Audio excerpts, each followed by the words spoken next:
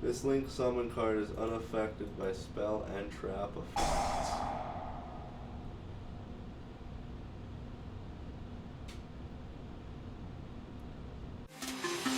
It's time! Let's go!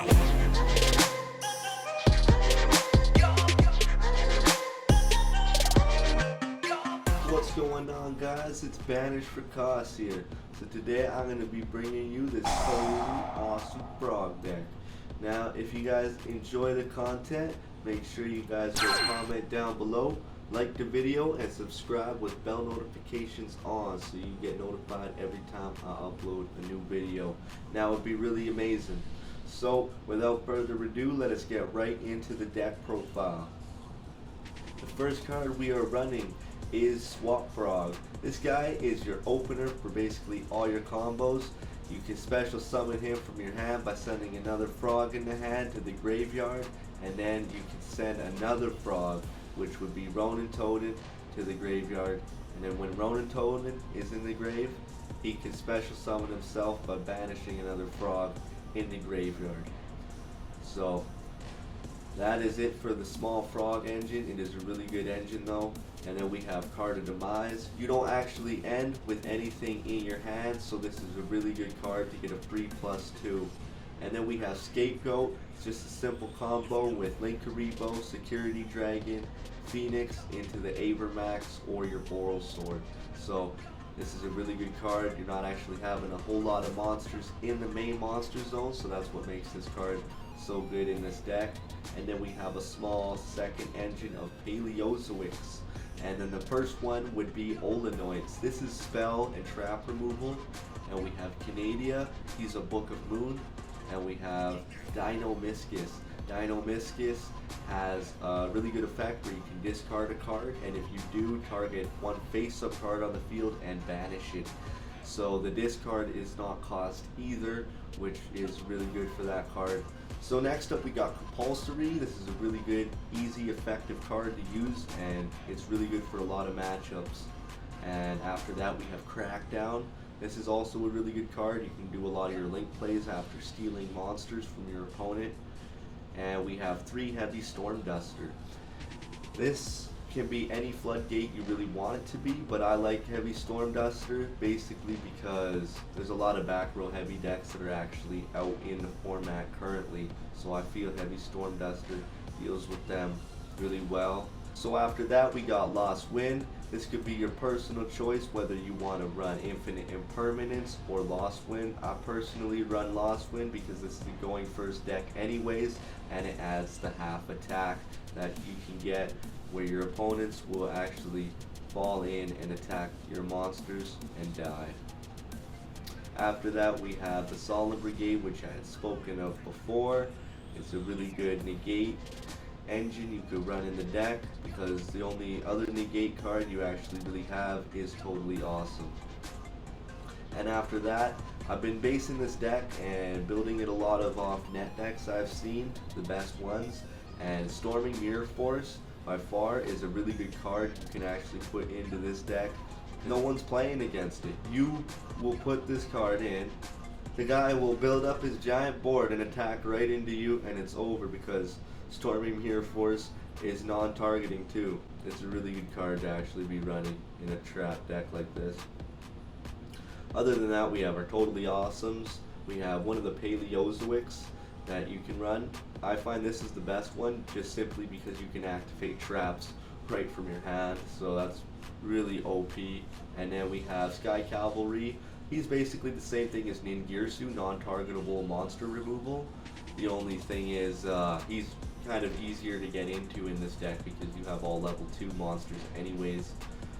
And we have Ultimate Falcon. Ultimate Falcon comes in because of the Waking the Dragon. In games 2 and 3, you're probably going to want to side this card in because of your opponent's going to be trying to side in a lot of back row removal for you because your entire deck is traps. So this is good bait for that. I like it. And then we also are running the Boral Sword. The Boral Sword is just an OTK game finisher. We have Ningirsu, non-targetable monster removal.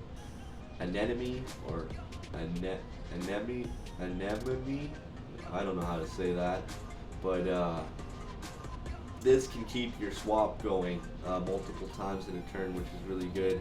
I do like this card. Hopefully it comes down in price. We have two Star Boys. You can take one out for an IP Masquerena if you want. It's totally up to you. I just put two of them in there. He works good. And your Avermax combo, like I mentioned before. And your side deck. Your side deck is pretty situational as well. I guess that just depends on what kind of matches you know you're going to go up against, what your locals has going on usually. So, but if you want to copy what I got going on, I have 3 Nibiru, I got 3 Ash, 3 Evenly, 3 Unending Nightmare. This is really good against Subterra Gurus, Ultrageist, Sky Strikers, all those kind of decks. Waking the Dragon, like I said, that's your ultimate Falcon. Easy way to go into him. And 1 Imperial Order for any spell heavy deck. Alright guys, well that's the Paleozoic Frog deck. If you like it, you can most definitely go and try it out yourself, try out the build. I just referenced a lot of net decks anyways, so now I'm going to show you guys how you can actually play with it if you are unfamiliar to frogs. It's a pretty fun deck and I really enjoy playing it, so hope you guys do as well. We're going to get into this. I'm going to choose rock, and then we're going to choose paper, and we're going to lose, which is unfortunate. So we drew all trap cards, but he's going to let us go first anyways, so that is really good. We will actually be able to get some stun on the board.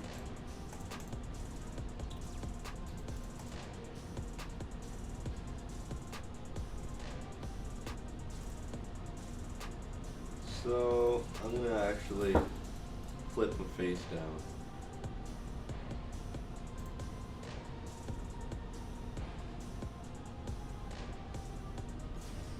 Just so I can get one of my Paleozoics in the grave. And he's going to activate this one.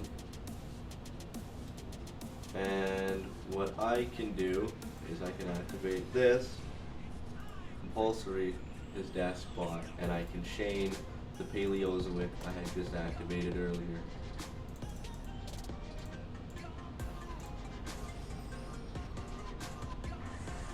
Okay, it's looking really good now. I think we had good control over that.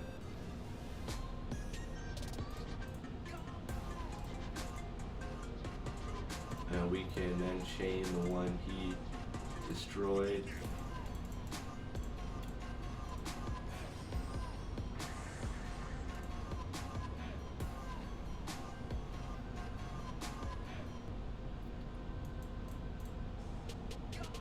So he is going to special summon a monster. I'm going to actually negate that.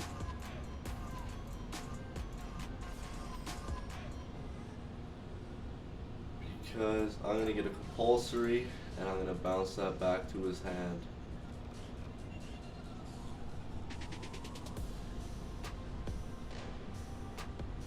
Once he special summons it.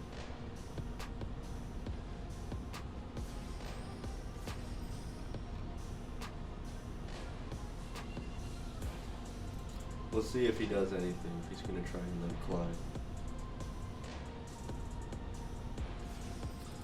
Yes.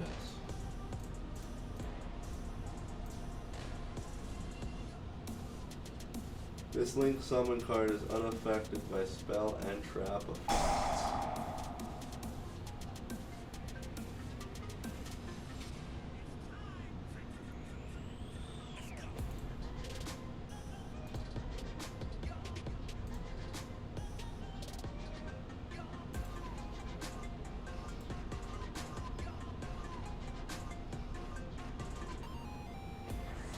It's not looking good for us, guys. It's not looking good.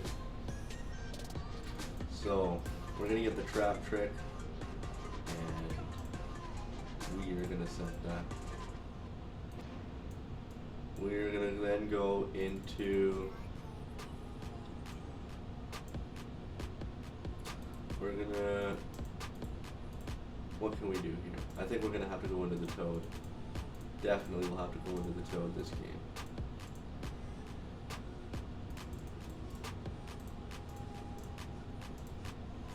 Alright, we're in the Toad.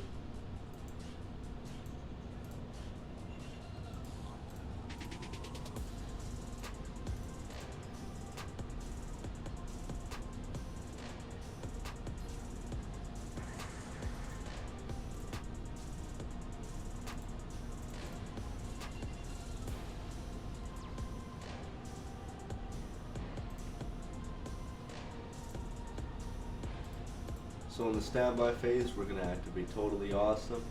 We're going to send one of our Paleozoics back to the grave, and then we can actually activate Trap Trick and chain one of the Paleozoics we had sent. So the trap I want to set is probably going to be Storming Mirror Force. And we're going to special summon Swap Frog. And we're going to send a Ronin Totem to the graveyard.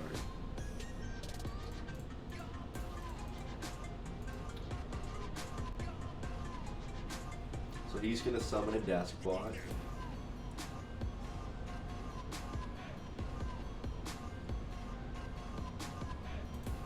And then we can definitely negate that by sending Frog to the graveyard.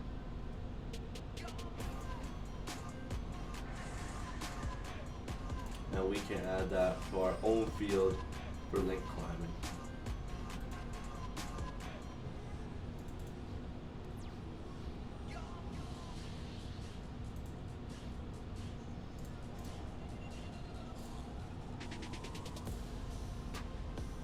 We're going to special summon another Swap Frog. And we're going to be able to get our next Ronin Totem into the grave.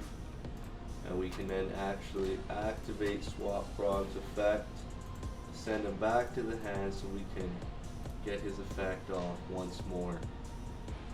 And that's one of the best things about the frogs, is you can actually play their effects multiple times in one turn, which is really good.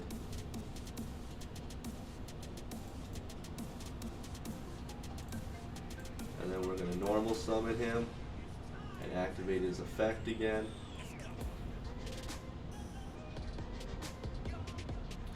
And we're going to send one of our dupe frogs to the grave. And now we can actually get back two of our dupe frogs. This guy must be salty, he's not responding. He must have lost interest in the game.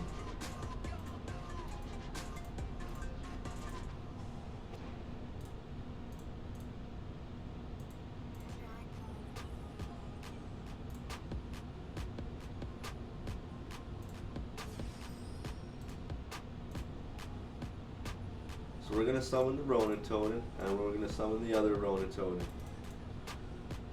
And now we have a field full of frogs. So what is this? You can target one Despot monster you control. We do not want to activate that. So what we can do is we can go into a Miss Starboy.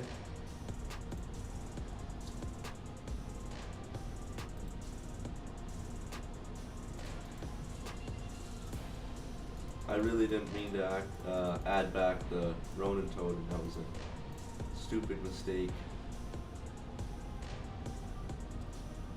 And then we can go into the Toad.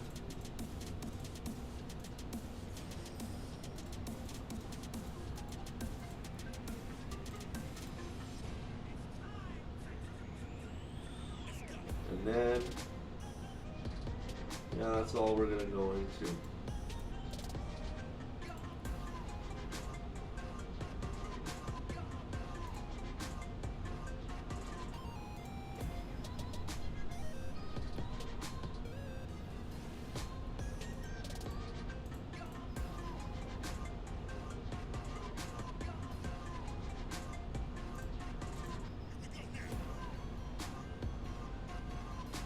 So yeah, the frogs are doing good. We've almost completely taken out this guy. He's got 500 health left. That's all we can do. I'll just let him go. I could have set the Dino-Miscus. I should have. And that was game. So yeah, there you guys go. That's the frogs. They're really good. They're pretty resilient. They have so much traps, and it's hard for your player, your opponent, to actually play through all of those plays that you're doing with all these trap cards. I really enjoy the deck, and it's so fun to play. Just constantly saying no to your opponent. So yeah, if you guys want to try it out, you guys are most welcome to do so. The link will be in the description to download the deck profile, which you can put right into your Yugioh Pro application. So yeah, this was Banished for Cost, and if you enjoyed the video, make sure you like it, subscribe, and comment down below, as well as turn on the bell notification so you get notified every time I upload some new content, and that would be really amazing.